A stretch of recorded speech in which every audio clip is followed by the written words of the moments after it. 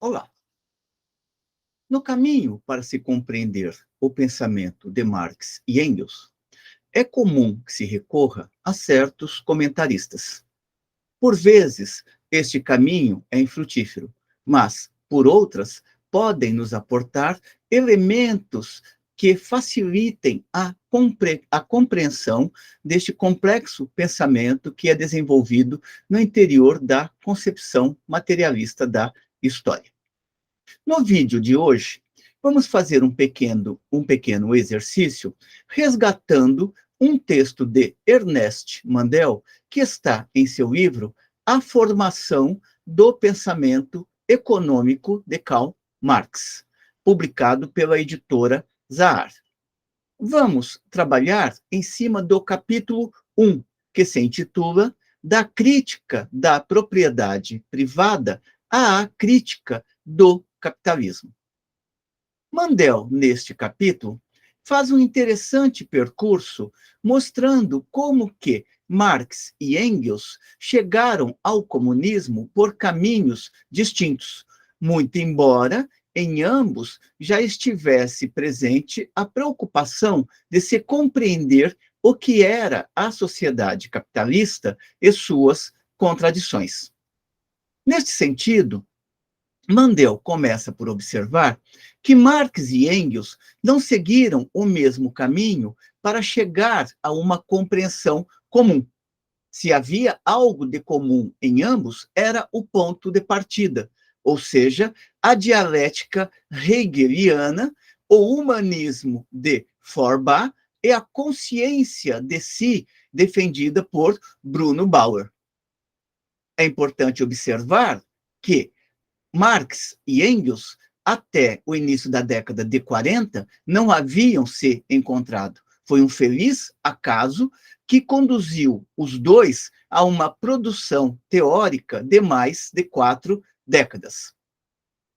Nestes esforços, o que eles estavam procurando compreender sempre eram as lutas que estavam sendo travadas pelo nascente movimento operário dentro das sociedades às quais estavam mais intimamente ligados. Marx na Alemanha e Engels na sua experiência inglesa, para onde ele tinha ido a fim de administrar uma das empresas da família. Mandel vai observar que foram as circunstâncias materiais que contribuíram para que tanto Marx e Engels conseguissem se encontrar. Marx emigra da Alemanha para a França e Engels é enviado à Inglaterra para ali fazer aprendizado de negócios. Neste processo, Engels entra em contato com a realidade da grande indústria capitalista e o choque provocado por esse encontro com as contradições da sociedade burguesa determinará o curso de seus pensamentos para o resto dos dias. Mandel observa que, se Marx desenvolveu quase sozinho toda a parte econômica da sua teoria, é necessário reconhecer que coube a Engels a honra de primeiro ter levado Marx para o estudo da economia política e de ter, ao mesmo tempo, compreendido a importância central desta ciência, que é a economia política, para compreender o que é o comunismo. Entre Marx e Engels, ou tomando-se em consideração Marx e Engels, foi Engels que primeiro chegou mais abertamente ao comunismo, considerando como necessária e inevitável uma revolução radical que eliminaria a propriedade privada. Mandel destaca que desde 1842, Engels fez a predição de uma revolução burguesa e abre um artigo tratando da Inglaterra com o anúncio de uma revolução social. Neste mesmo período, Marx rejeita ainda o comunismo, afirmando a necessidade de estudá-lo de maneira aprofundada a fim de poder criticá-lo adequadamente. Contudo, os dois já abordam o problema de um determinado ângulo. E este ângulo é a descoberta da existência das classes sociais como categorias fundamentais para se compreender a realidade social e pela análise dos efeitos desumanos da propriedade privada e da concorrência. É importante observar que, embora Mandel coloque a descoberta da existência das classes sociais, o próprio Marx observará em uma carta dos anos 50 que não coube a ele ter descoberto as classes sociais. Adam Smith, muito antes de Marx, diz o próprio Marx, já havia visto a importância das classes sociais. O que Adam Smith não conseguiu fazer foi inserir a discussão das classes sociais adequadamente na totalidade social, de tal modo a compreender as contradições reais da sociedade que estava surgindo. A trajetória nos dois casos, diz Mandel, é uma trajetória que vai da crítica da economia política, portanto, da crítica da economia burguesa, até a crítica radical à propriedade privada. É sempre importante observar que nem Marx nem Engels tiraram da cartola todas as descobertas científicas que estabeleceram progressivamente e que se consolidaram nos seus estudos de maturidade. Tanto um quanto o outro tiveram um primeiro contato com a economia política burguesa, Adam Smith, Davi Ricardo, Malthus, mas é um contato aproximativo no qual eles vão estabelecendo uma crítica a respeito dos limites da forma de pensamento burguês. Embora ambos tenham tido o seu contato com a economia política burguesa nos anos 40, Mandel destaca que, em Marx, prevaleceu, inicialmente, o aspecto puramente teórico, enquanto que, em Engels, é o aspecto prático, que vai nortear a crítica da sociedade burguesa. E isto em razão, fundamentalmente, de que Engels estava em uma situação concreta, aquela de vivenciar a situação da classe trabalhadora na Inglaterra, uma vez que ele estava trabalhando em uma das empresas da família. A crítica que Marx vai fazer neste momento não é uma crítica prática, é uma crítica fundamentalmente teórica, segundo Mandel. Para Mandel, a posição de Marx em 1842 permanece ligada fundamentalmente à discussão de como se constituir um Estado humano. Marx, neste momento, diz Mandel, ainda se coloca no plano dos direitos humanos em geral, na sua luta contra os resíduos da sociedade feudal. Neste sentido, o Estado deveria ser a realização da liberdade para Marx. Mas ele, neste momento, descobre já uma contradição fundamental nesta concepção ideal do Estado. E esta contradição fundamental é a presença do interesse privado e a defesa do Estado a favor deste interesse privado. É com um estudo a respeito do roubo da lenha que Marx vai se aprofundar cada vez mais no sentido de compreender o que é a propriedade privada. É a partir deste estudo que Marx começa a detectar que o Estado não é a encarnação do interesse geral, e sim age no sentido de defender a propriedade privada. Marx, diz Mandel, aprende que a propriedade privada, em defesa da qual o Estado parece querer voltar-se exclusivamente, resulta de uma apropriação privada, monopolizadora de um bem comum. Neste sentido, atribui ao proprietário o trabalho do ladrão para compensar suas perdas, a chave principal de sua futura teoria da mais-valia. E qual é esta chave principal? Esta chave é a de que o trabalho forçado não retribuído é a fonte das porcentagens, isto é, do interesse, isto é, do lucro.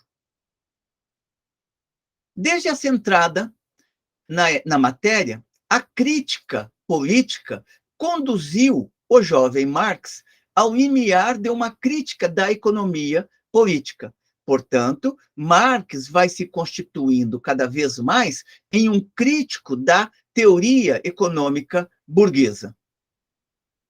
Mandel observa que entre outubro de 1842, no qual se dão os estudos iniciais concernentes ao roubo da lenha e à propriedade privada, e o início de seus estudos de economia política em Paris se intercalam 2 anos. Lembrando que, em Paris, Marx produzirá os famosos manuscritos econômicos e filosóficos, nos quais investigará, entre outras coisas, o trabalho alienado e o estranhamento que brota do processo de trabalho. É neste período que vai de 1842 a 1844, diz Mandel, que Marx fará o balanço da filosofia hegeliana e do socialismo histórico. Ele busca superar a ambos.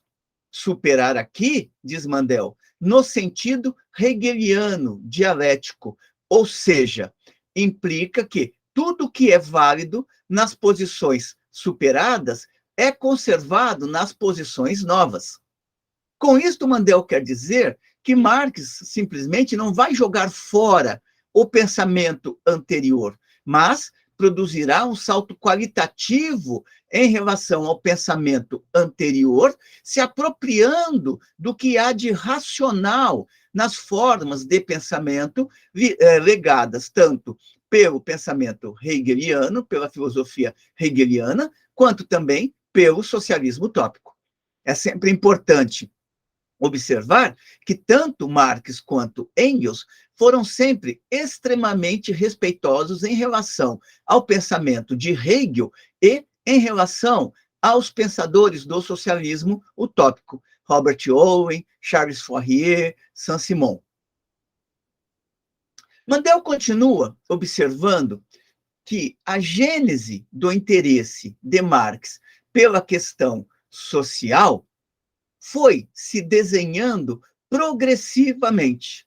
E é neste processo de desenhar-se progressivamente que ele vai chegar ao proletariado como sujeito da história. Ele vai chegar à massa dos que nada possuem. Esta massa constitui, na realidade, a condição prévia para a existência da sociedade burguesa, mas também para a superação da sociedade burguesa. É sempre significativo e importante destacar que, para Marx e Engels, o capitalismo é um momento necessário no interior da história, uma vez que o capitalismo, ou a sociedade do capital, conduz a um desenvolvimento das forças produtivas que permite a socialização, ou que permitiria a socialização posterior dessas mesmas forças produtivas no horizonte de uma sociedade comunista, no horizonte do modo de produção comunista. Para Marx, a pobreza existente, ela é uma pobreza artificialmente provocada. E artificialmente provocada no sentido de que a riqueza gerada poderia ser socializada, não necessitaria existir uma massa de miseráveis. Pelo contrário, a riqueza gerada permitia já naquele momento a fruição enquanto finalidade verdadeira da humanidade, ou seja, o desfrute da riqueza para o conjunto da humanidade. É por este caminho que Marx vai cada vez mais, diz Mandel, aprofundando a sua crítica à propriedade privada e se colocando como um ferrenho adversário da propriedade privada, na qual localiza a fonte de toda injustiça. Mas, ainda neste momento, diz Mandel, seria equivocado afirmar que Marx havia definitivamente se convertido à teoria comunista, ou havia se tornado um comunista. Mandel observa ainda que, nesta trajetória de Marx, vai desempenhar um papel fundamental o texto A Questão Judaica, uma vez que, neste texto, Marx examina as relações entre a emancipação política e a emancipação humana. O que significa isto? Significa que Marx busca transcender a ideia da emancipação política, ou seja, aquela situação na qual existe uma transformação social, mas esta transformação social não conduz à abolição das classes sociais. Lembremos, por exemplo, o que Marx diz no Manifesto a respeito da transição da sociedade feudal para a sociedade capitalista. Marx observa: a sociedade burguesa não aboliu as contradições de classes, apenas substituiu as antigas contradições de classe por novas contradições de classe. Esta é a emancipação política, aquela na qual a transformação social não produz também a superação da sociedade de classes. Outra é a perspectiva de Marx quando fala de emancipação humana. Aqui ele já está apontando para a necessidade de uma sociedade na qual as classes deixem de existir, as classes deixem de representar o referencial a partir do qual se estabelecem as relações sociais, a sociabilidade humana. Portanto, na questão judaica, este problema da emancipação política e da emancipação humana aponta um caminho a mais seguido por Marx no sentido de aprofundar a sua profissão de fé comunista. Lembrando que profissão de fé aqui não está no sentido de dogma, e sim no sentido de abraçar a causa comunista como uma causa necessária para o futuro da humanidade. A esta questão da emancipação política e da emancipação humana, Marx estabelece na questão judaica também uma crítica à propriedade privada como fonte da alienação humana, ou seja, como base da despossessão humana. Ele descobre, ao mesmo tempo, o trabalho, o trabalhador, o proletário, enquanto encarnação desta humanidade alienada, ou seja, desta humanidade despossuída. Humanidade despossuída essa que se trata de emancipar. Isto quer dizer o quê? Isto quer dizer que é necessário romper com as condições de despossessão humana. E só é possível romper com a despossessão humana, superando-se ao mesmo tempo a propriedade privada e, consequentemente, a sociedade de classes. Outra crítica de Marx nesse sentido, destaca Mandel, é aquela que Marx apresenta na introdução à crítica à filosofia do direito de Hegel, na qual Marx situa o proletariado como o sujeito da sua própria autoemancipação, o sujeito da sua autoemancipação. Por outras palavras, Marx não está esperando que a burguesia ilustrada retire a massa da humanidade da condição de miserabilidade na qual ela se encontra. Pelo contrário, é o proletariado, por sentir na carne as condições de opressão e de exploração, que está chamado a realizar este processo de superação através de uma luta bastante dura contra o poder burguês e contra a estrutura da sociedade burguesa.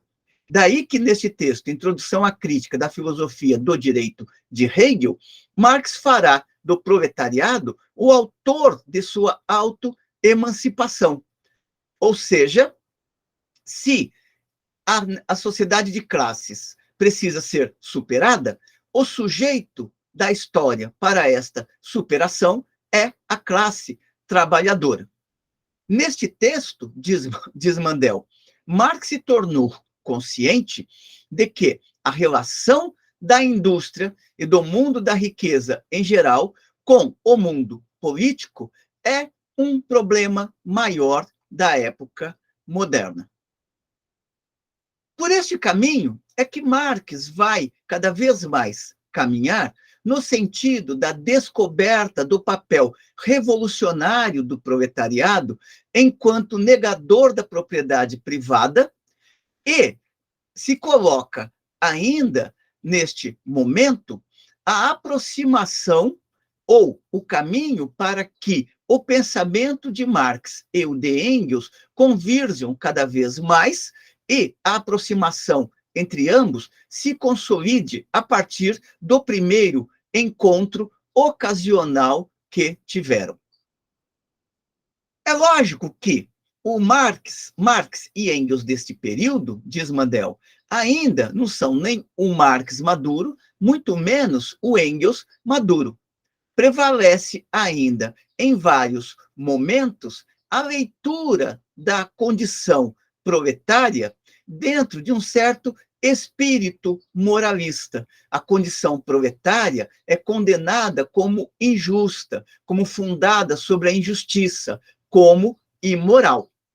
Mas é significativo também observar que a crítica de maturidade que tanto Marx e Engels farão ao capitalismo não é uma crítica moral, é uma crítica dialética, é uma crítica que vai observar como que é inevitável no interior da sociedade burguesa que se produza um conjunto da humanidade totalmente despossuída ou quase despossuída de todas as condições necessárias a uma existência humana. Neste momento, ainda, diz Mandel, Marx não apreende a posição do proletariado no processo de produção como fundamento de sua capacidade emancipadora. Ele observa que está surgindo o sujeito da história, mas ainda não tem a compreensão adequada do caráter deste sujeito no interior da história. O que Marx faz, diz Mandel, ele não reconhece ainda, senão um certo grau de desenvolvimento das forças produtivas, que a realização de certas condições materiais são indispensáveis para a realização do comunismo. O comunismo de Marx, neste momento, é ainda, diz Mandel, um comunismo essencialmente filosófico. Marx detecta a necessidade do proletariado, detecta a necessidade de superar as condições geradas pela sociedade burguesa, mas a sua crítica ainda está muito no plano da filosofia. É com o exílio parisiense que Marx dará fundamentalmente o salto qualitativo, ou seja, a transição do comunismo filosófico ao comunismo verdadeiramente proletário. Mandel destaca também qual é o percurso seguido por Engels neste processo. Para Mandel, Engels chegou antes de Marx ao comunismo. Mas, para Engels, também o comunismo é, de início, de essência nitidamente filosófica. É mesmo um comunismo que se dirige, em primeiro lugar, à burguesia esclarecida e aos intelectuais. Neste sentido, reforçando seu argumento, Mandel resgata uma passagem de Engels que está num texto intitulado A Nova Moral do Mundo. Neste texto, Engels diz: nós, isto é, os comunistas alemães, não podemos recrutar nossos membros senão nessas classes que gozaram de uma educação muito boa. E ele aí opõe o comunismo filosófico ao comunismo das massas trabalhadoras. Trata-se de um texto que Engels escreve em 1844. No entanto, diz Mandel, Engels compreende que o comunismo é o produto necessário das condições sociais criadas pela civilização moderna. Por outras palavras, embora ele ainda esteja muito preso ao plano filosófico e até mesmo moralista, basta fazer uma leitura de Engels no livro A Situação da Classe Trabalhadora na Inglaterra para percebermos como esta leitura, ainda bastante moralista, está presente, embora Engels não houvesse amadurecido o seu pensamento, é inegável que ele entende que o comunismo é o produto necessário das condições sociais criadas pela civilização moderna, ou seja, pela civilização burguesa, ou seja, pela sociedade burguesa. E, para superar esta situação, Engels já coloca em pauta também a necessidade de uma revolução profunda do sistema social, uma revolução que conduza à abolição da propriedade privada e instauração da propriedade coletiva, que para Engels se tornou uma necessidade urgente e inevitável. Embora distantes, foi quase simultaneamente, portanto, que Marx e Engels formularam o programa de base da Revolução Social Proletária, diz Mandel. E que revolução social proletária é esta? É a revolução que coloca em pauta a necessidade de supressão da propriedade privada. Engels dará passos mais largos em direção ao comunismo, alimentado pela experiência real que estabelece com o proletariado na Grã-Bretanha. Proletariado este que já se apresenta como produto da grande indústria. Proletariado este que já se apresenta com sua miséria, com sua desmoralização e seu formidável poder coletivo e capacidade de organização. Engels percebe, na prática, as contradições que estão moldando a sociedade burguesa. Ao mesmo tempo em que esta sociedade se desenvolve, ela produz a miséria crescente. Ao mesmo tempo em que esta miséria prolifera, ela conduz a um rebaixamento moral por parte do ser humano, a uma degradação não só física, como também intelectual. E, ao mesmo tempo em que este processo tem curso, se assiste também a uma tentativa do proletariado em criar formas de organização para resistir a esta exploração da força de trabalho. Portanto, Engels está vendo não apenas o processo de degradação do proletariado, mas também o surgimento da sua combatividade e sua capacidade de se elevar espiritual e moralmente acima da miséria material através de formas de organização coletivas. É investigando estas formas de organização coletiva, o caráter que assumia esta luta coletiva, que Engels dará os seus passos decisivos em direção ao comunismo não mais filosófico, e sim ao comunismo prático. É importante observar que tanto Marx quanto Engels relatarão este avanço da consciência proletária nos seus textos de juventude, se é que podemos dizer assim. No texto de 1848, no Manifesto, é destacado as fases de desenvolvimento da consciência operária, como que se sai do simples roubo para a quebra das máquinas e das quebras das máquinas, dadas pelo ludismo, para formas de organização mais permanentes. Engels retomará essa questão no texto que escreveu anteriormente ao Manifesto, que é a profissão de fé ou princípios do comunismo. Um texto no qual ele, através de perguntas e respostas, vai tentando compreender o que é a sociedade burguesa e o que é o proletariado. Continua Mandel observando que esta leitura moralista de Engels é possível observar também em um outro texto que ele escreve no início dos anos 40, intitulado Esboço de uma Crítica da Economia Política. No entanto, embora neste texto prevaleçam vários julgamentos morais de Engels, este texto ele vai ser fundamental para aproximar Marx de Engels e vai fornecer, inclusive, vários elementos que estarão presentes na pesquisa posterior de Marx.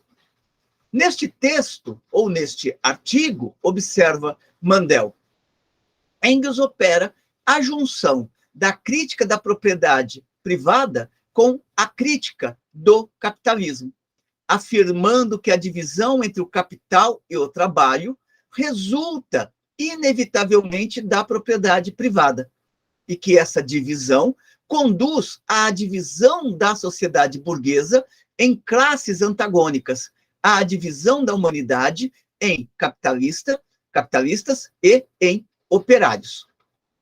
Esta leitura de Engels alia-se à leitura que ele vai produzir no livro A Situação da Classe Trabalhadora na Inglaterra. Na situação da classe trabalhadora na Inglaterra, diz Mandel, está presente ainda a indignação moral mais do que a compreensão do processo histórico. Porém, esta indignação moral já é revolucionária, está ligada a um devotamento pela classe explorada e que se encontra esmagada pelo capital, produtor da riqueza, mas riqueza esta que é apropriada privadamente. O trabalho produz esta riqueza sob o controle do capital, mas o trabalhador não se apropria da riqueza gerada, uma vez que essa é usufruto para o capital. Neste livro, observa Mandel, Engels chega ainda à compreensão de que a luta real do proletariado constitui o único veículo possível do socialismo. Ao chegar neste ponto, encontramos a ruptura definitiva de Engels com o socialismo utópico e, ao mesmo tempo, a aproximação de Engels cada vez maior com a concepção materialista da história. Mandel observa ainda, precisando mais tarde seu diagnóstico, Marx e Engels atribuíram ao proletariado o papel-chave no advento do socialismo, menos por causa da miséria que ele sofre do que em função do lugar que ele, o proletariado, ocupa no processo de produção e na capacidade que possui de adquirir, por esse fato, um talento de organização e uma coesão na ação sem medida comum com todas as classes do passado. É sempre importante observar que para Marx e para Engels, o proletariado não é uma figura divina da história. O proletariado é apenas o sujeito possível da transformação social. Vale sempre lembrar a passagem de Marx no livro A Sagrada Família, no qual Marx afirma, para nós, ou seja, Para ele e para Engels, o proletariado não é uma categoria sacrossanta da história. É apenas o sujeito possível que pode colocar abaixo a sociedade burguesa. Prossegue Mandel observando: quanto à esperança de ver a missão emancipadora do proletariado realizada por minorias não integradas, ela se choca com o mesmo obstáculo ao qual se chocaram as insurreições de escravos em Roma. Essas camadas são capazes, no limite, de revoltas desesperadas, mas não dispõem nem do poder social objetivo de assegurar ou de paralisar a produção no seu conjunto, nem da capacidade durável de organização necessários para transformar a sociedade contemporânea. Ou seja, Marx e Engels não buscarão em agrupamentos isolados, em movimentos isolados, o potencial da transformação social. Este potencial, para eles, estava condensado no proletariado enquanto classe capaz de agir autonomamente em relação ao pensamento, à ideologia burguesa. Conclui Mandel, neste capítulo, que Marx e Engels adquiriram rapidamente a convicção de que as condições objetivas e subjetivas favoráveis à derrubada do capitalismo não se desenvolvem de maneira retilínea, mas seguem uma curva nitidamente influenciada pelas flutuações do ciclo industrial. O que é essencial não é saber se a classe operária de um país ou de um grupo de países está temporariamente passiva ou não. O que é essencial é saber que as condições objetivas e subjetivas de sua existência a impulsionam periodicamente para o caminho de uma contestação do conjunto do regime capitalista. Neste sentido, conclui Mandel, as condições objetivas de tal contestação resultam do funcionamento da própria sociedade burguesa. Como que se dá a regulação dos salários, como que está o exército de reserva industrial em relação às lutas do conjunto da classe trabalhadora, como que o rebaixamento salarial motiva ou não o estabelecimento de novas lutas. Portanto, não se trata de um processo mecânico. Não basta que exista o proletariado em volume. É necessário que exista também o proletariado consciente das contradições e das necessidades de derrubada das contradições produzidas pela sociedade burguesa. Isso significa que as condições subjetivas são importantes, mas também é necessário considerar as condições objetivas e o entrelaçamento entre ambas. As condições subjetivas, conclui Mandel, são, em última análise, aquelas que fazem com que o trabalhador considere sua condição como inferior e insatisfatória.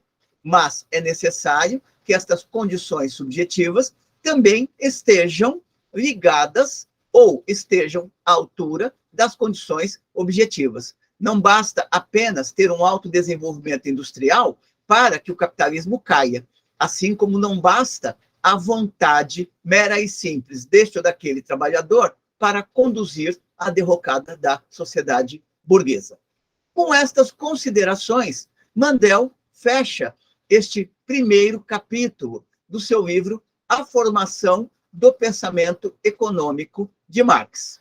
Fica aqui o convite para esta agradável leitura de Mandel, leitura na qual ele progressivamente vai mostrando como que o pensamento de Marx e Engels foram saindo cada vez mais do terreno filosófico para a compreensão efetiva da sociedade capitalista e suas contradições internas. Ficamos por aqui hoje. Espero que tenham gostado da discussão, que ela seja útil, encaminhe suas considerações positivas e negativas e continuemos aqui no nosso trabalho em defesa da sociologia. Até uma próxima.